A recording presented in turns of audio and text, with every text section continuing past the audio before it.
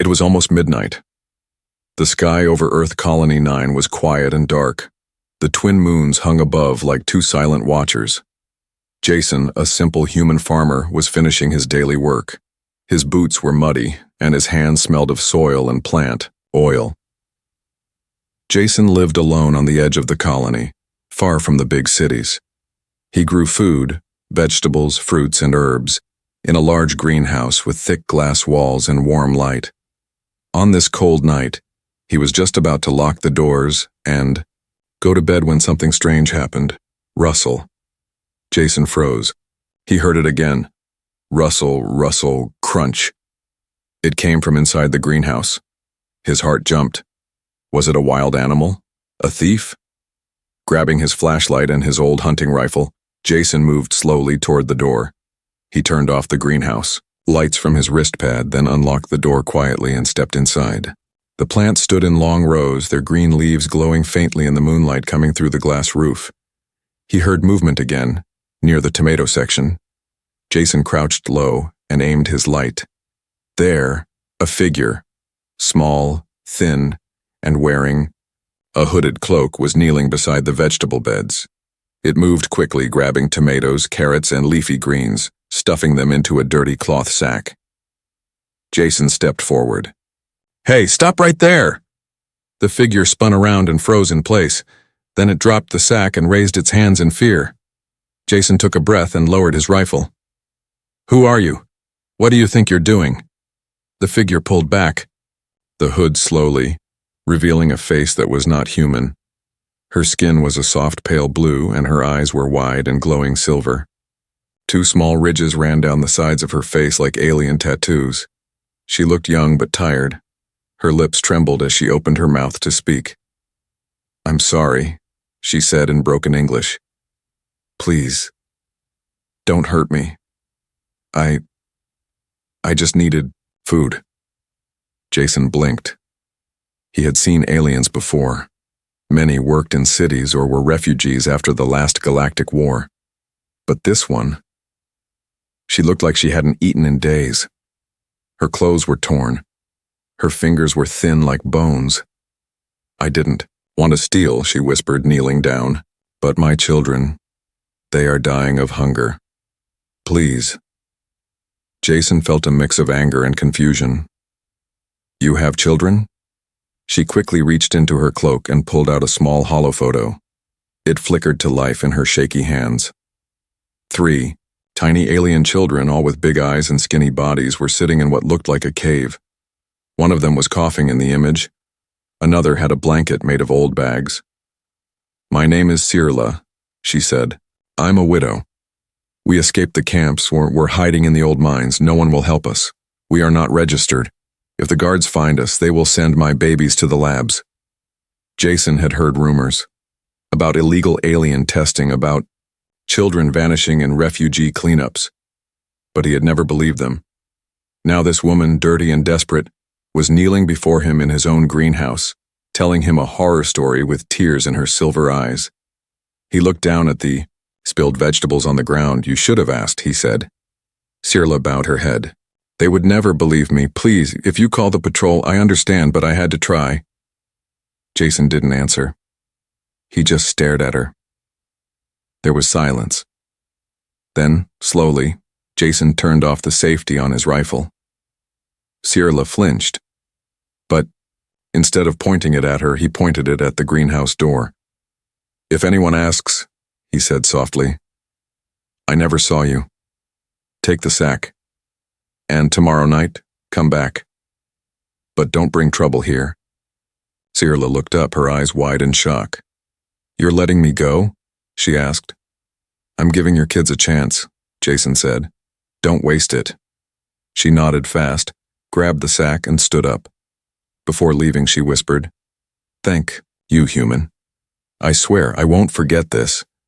Jason watched her run into the night, her shadow disappearing beyond the fence. But just as he turned to lock the door again, he noticed something on the ground. A small piece of torn cloth from her sleeve. On it, he saw a strange mark burned into the fabric. It was a symbol, one used only for escaped alien slaves. Jason's jaw tightened. This was bigger than hunger. It was something much darker. The next day was quiet on the farm. Too quiet. Jason walked through his fields like a man with a heavy weight on his back. The sky was bright, the air was clean, but inside his chest, a storm was building. He couldn't forget the alien woman's face, her sunken eyes, her shaking voice, the way she had begged him for mercy, and the brand mark, burned into the cloth she left behind. A slave's mark. Jason had no family, no wife, no one to worry about but himself. But now his mind kept going back to those three little faces in the hollow photo. Hungry, scared, forgotten. That night, Jason sat in his kitchen, staring at a basket full of fresh bread, fruit, and clean water packs. He had prepared it without even thinking. Was he really about to help her again? Yes. He waited in the dark, watching the greenhouse door. And just like before, she came. Sirla stepped out of the shadows like a ghost. She looked even worse tonight. Her lips were cracked, her hands were shaking, and in her eyes, there was panic. Jason stepped out slowly. She gasped, but he raised one hand to show he wasn't angry. "You look worse than last night," he said. Sirla nodded. Her voice was barely a whisper. "One of them, my youngest, she won't wake up. She's too weak." Jason's chest tightened. "You said you were hiding in the old mines?" "Yes," she said. "No light. Cold. Wet. But it's the only place patrols don't search." She fell to her knees suddenly. Jason stepped forward, unsure what she was doing. "Please," she cried, tears falling fast now. "Take this food to them, just once. If you don't want to see me again, fine. But they're children. Please, human, don't let them die." Her voice cracked.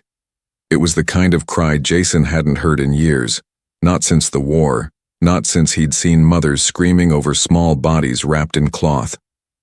He knelt down slowly, looking at her as she covered her face with her hands, ashamed and broken. "You trust me to come there?" he asked. She looked up. "I have no one else. My people are either dead or captured. Humans fear us. And the others? They just want us gone." Jason looked away, trying to hold in the rising heat in his eyes. "Show me the way," he said. Sirla blinked, not sure she had heard him right. "I said," Jason repeated, standing. "Taliku, show me where your children are." The old mining tunnels were deep and full of rusted metal. Machines that hadn't worked in 20 years sat like sleeping giants in the dark. Jason followed Sirla with his flashlight and a bag of supplies. Finally, they reached a narrow crack in the wall. Sirla dropped to her knees and crawled through it. Jason followed carefully.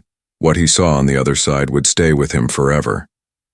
3 small alien children huddled together on a piece of tarp.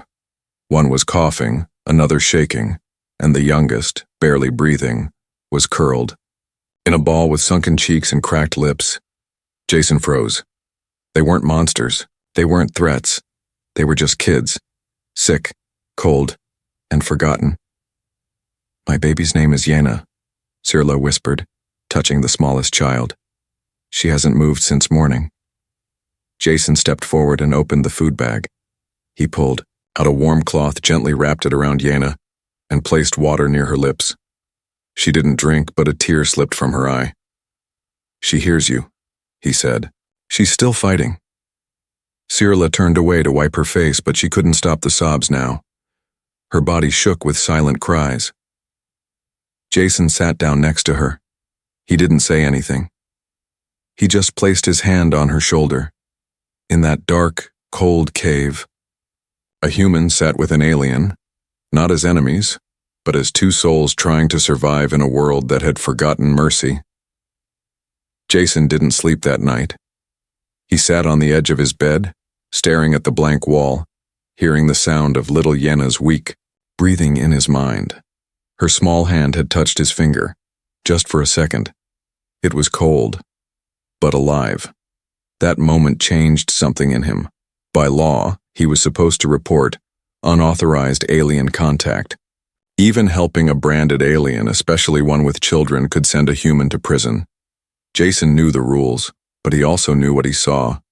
3 starving children, a mother who cried without shame, and a system that looked the other way. The next morning, he opened his gate for delivery drones like normal. He smiled at the neighbors like nothing was wrong. But inside, his heart was racing. He couldn't keep hiding them. Not like this. One slip, and the patrols would come. Still, he didn't report her. Instead, he planned. That afternoon, he returned to the greenhouse. Not to work, but to hide something. He moved crates, shifted plant beds, and opened a secret hatch under the floor. The old emergency bunker, sealed since the old war, still had working systems. Water, filtered air, and a backup heater. It was dusty but clean. Safe. By nightfall, the bunker was ready, and Sirla returned. This time, she didn't speak much. Her face said everything. Yina was worse. Jason gave her a pill case. This will help the fever. It's for humans, but it's all I've got. She took it with shaking hands. You should have reported us by now, she whispered. Why haven't you? Jason looked at her, then slowly asked, Did someone do that to you? That mark on your cloth, was it a slave brand? Sirla flinched like he had hit her. Yes, she said. After the war, we were told we'd get asylum, but instead they sold us. Me and others. Not just my kind. Many species. Jason clenched his fists.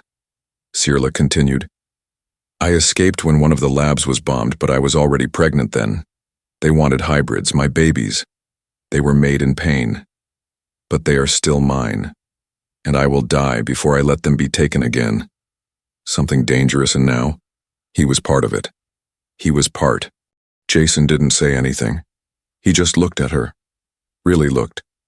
Not as an alien, but as a mother, a survivor. Bring them here tomorrow, he said. Sirla's eyes widened. What? I have a place. It's underground, warm, safe. You won't survive in those mines much longer. She stared at him, unsure if this was a trap or a miracle. You'd hide us? She asked. Jason gave a small nod.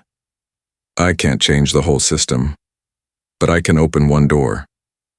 Sirla bit her lip, emotion shaking her voice. You don't know what this means to me? Jason looked out at the stars through the glass ceiling. Maybe I don't, but I know what it means to do nothing. Later that night, while preparing soft blankets and filtered water for the bunker, Jason paused at his comm screen. A red notification blinked. Notice. All citizens must report illegal alien sightings within 48 hours. Failure to comply is punishable. He hovered his finger over the report button.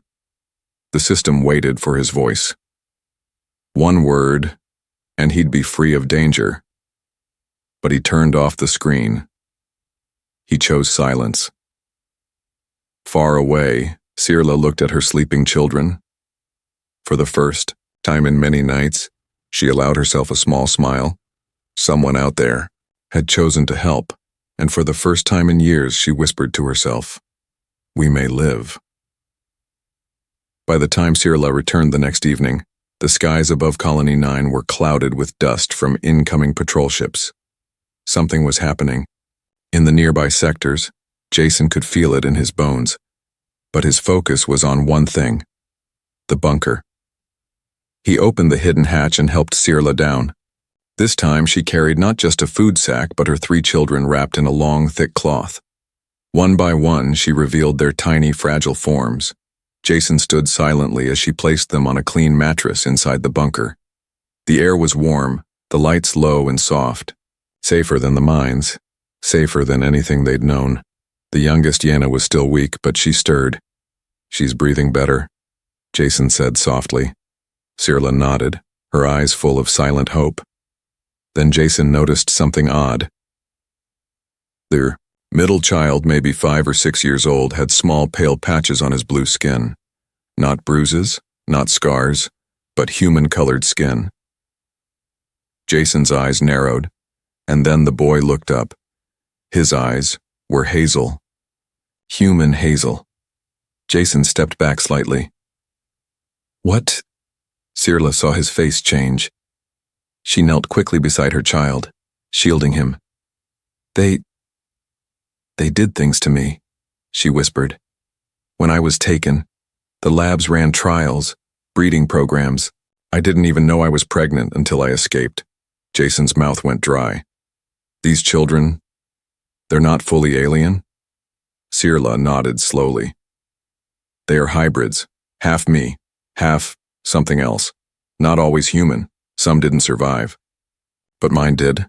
Jason sat down, staring at the children now with new eyes, part alien, part human. Hidden for years, living proof of illegal science no one wanted exposed. They're scared of the light, she said softly. Their skin, it reacts. That's why we stayed underground. The oldest child reached out and touched Jason's sleeve. His fingers were warm. Curious. Hi, he said in a small voice. You're human? Jason gave a slow nod. Yes. And you're something special? The boy smiled, just a little. Mama says we're mistakes, but I don't feel like a mistake. Jason looked at Sirla. I never said that, she said, shaking her head fast, heartbroken. I said that they called you that, not me, never me.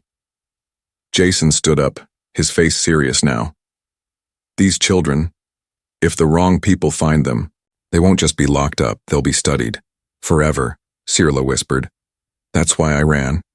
That's why I stole. That's why I begged. Jason nodded slowly. He finally understood. That night, Jason did something dangerous. He opened a locked drawer in his workshop and took out an old data chip, one used for secure off-grid recordings. He recorded the children. Not their names, not their faces, just their story. In his own words, he spoke into the camera. These aren't invaders, they aren't threats, they are victims. Children who never chose to be born in secret labs. Children who are alive only because one mother ran when no one else dared. He hid the chip in a drone and programmed it to fly toward a trusted contact in the outer colonies. If something happened to him, the truth would still spread. Back in the bunker, Sirla curled up beside her children, finally at peace. Jason stood at the top of the hatch, watching the stars. But far across the colony, in a surveillance room deep underground, a red light blinked. Someone had traced alien footprints leading toward Sector 17, Jason's farm. The hunt had already begun. The sun hadn't even risen yet when Jason heard the buzz, a sharp electric hum outside his window. He rushed out, still, in his work shirt, and looked up. A tracker drone hovered just above his greenhouse, scanning the soil, recording heat trails. Its red light blinked like a warning, silent, steady, watching everything. Jason's heart dropped. Someone knew. He walked calmly toward it, trying not to look afraid. The drone tilted slightly, clicked 3 times, then zipped away, north toward the patrol station. Jason didn't wait. He ran back inside and slammed the lock on the underground hatch. Sirla looked up fast, panic in her eyes. What's wrong? Don't talk, Jason said quickly. Just listen. He opened a hidden panel in the wall and tossed her a rolled-up map.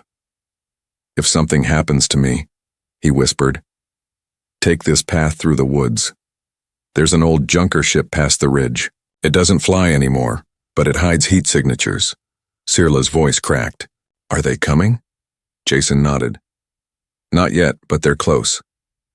1 hour later, a military crawler rolled down the dusty road to Jason's farm.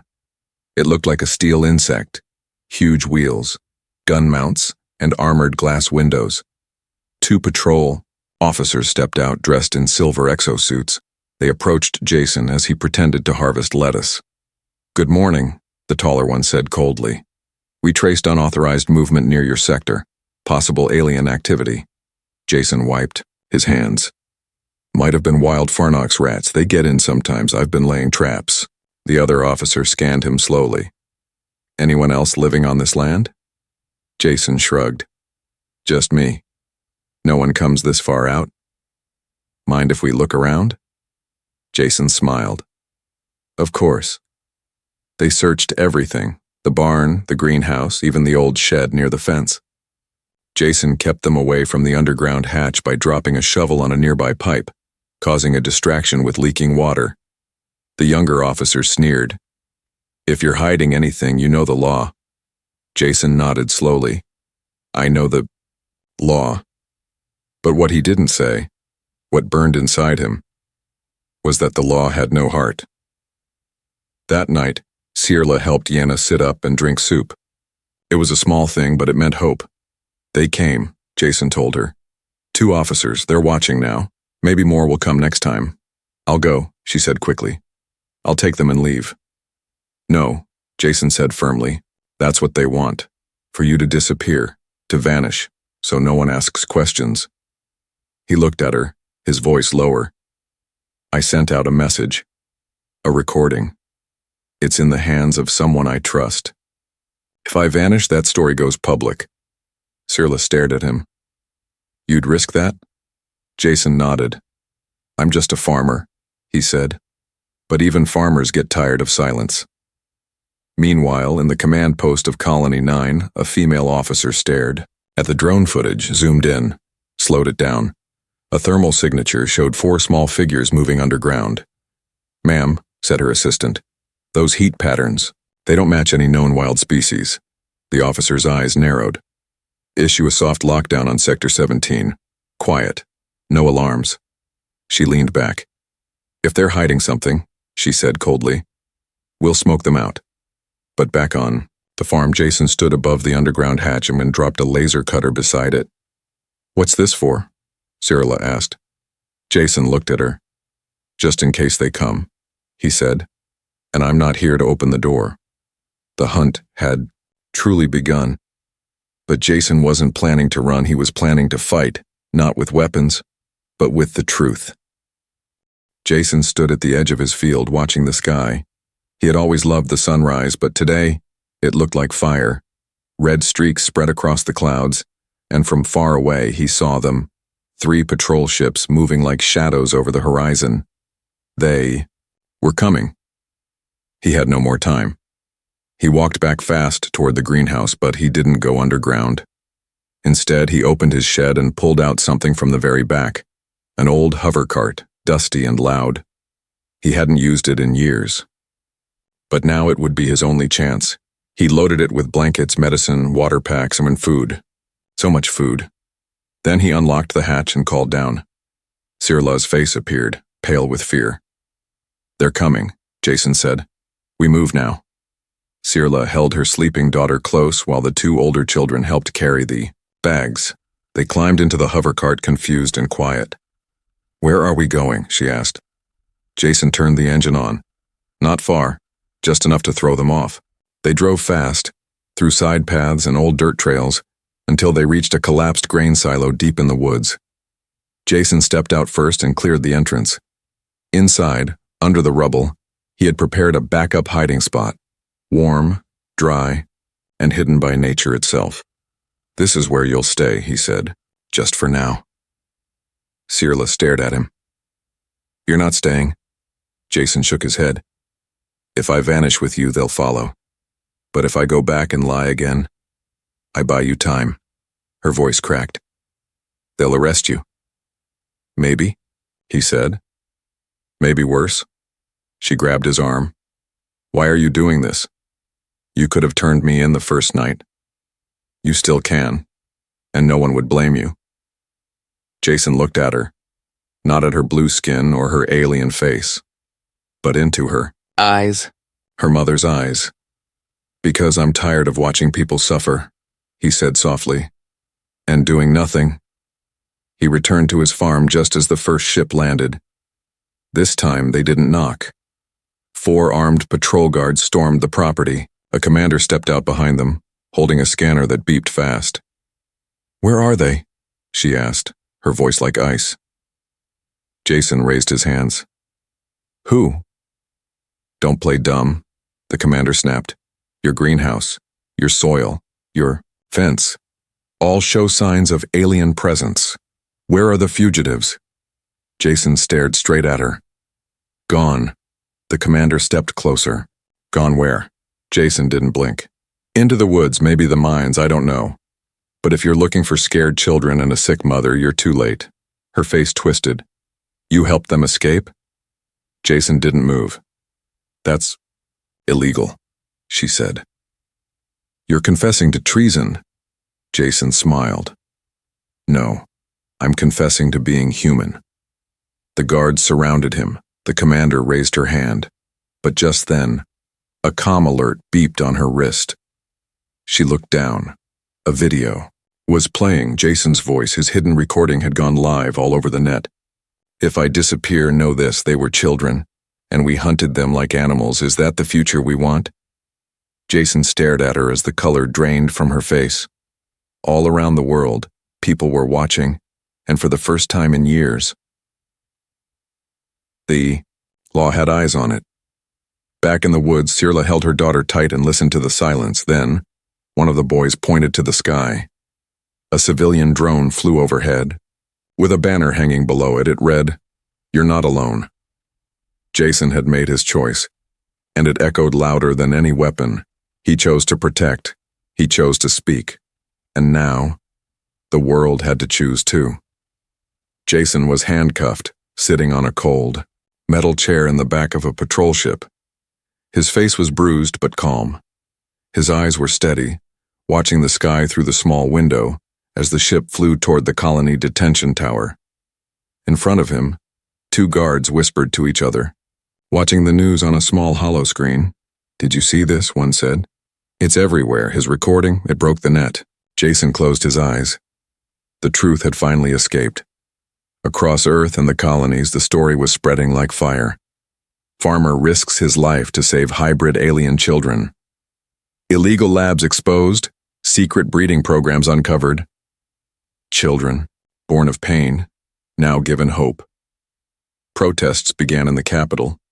Alien families held up photos of missing loved ones. Human citizens lit candles and marched in silence. Hashtags appeared on every screen. Not mistakes. Jason was right. Let them live back in the woods. Sirla watched everything unfold on a salvaged tablet Jason had given her. The children sat close, their eyes wide with wonder. Her oldest son whispered. He told the truth and people listened? Sirla smiled, tears running down her cheeks. Yes, they did. Then the drone returned, this time carrying not a warning but a message. Stay hidden, rescue coming soon. 3 days later, a ship landed near the silo. But it wasn't the military. It was a civilian humanitarian vessel, full of doctors, lawyers, and activists. The pilot, a young woman with tearful eyes, stepped out holding up a small tablet. It showed Jason's face. Are you the family he risked everything for? She asked. Sirla stepped forward slowly, her hands trembling. Yes, she said. Then we owe him more than thanks, the woman replied. We owe him a future. Jason sat in a white room now. No chains, no guards, just cameras. A government officer read through a file. You broke 5 laws, the officer said. Sheltered fugitives, lied to patrol, released private footage. Jason didn't speak. But, the officer continued, your message reached 12 billion people in one day. She looked up at him. You've become the face of something. We can't ignore anymore. Jason raised an eyebrow. So what now? The officer sighed. We're shutting down the breeding labs, rewriting the refugee laws. And as for you, she leaned back. You're not going to jail, Mr. Jason. You're going home. 1 week later, Jason returned to his farm, but it didn't feel like the same place anymore. Dozens of messages blinked on his gate. Thank you. You made us believe again. Your farm is a place of hope now. But Jason didn't stop to read them. He had someone to find. He walked into the woods to the hidden spot where they once stayed. No one was there, just a small drawing carved into the tree. 4 small stick figures, one tall one beside them. Above it, a word written in broken human language. family. Jason smiled. He knew they were safe now, and maybe, just maybe, the world was finally changing.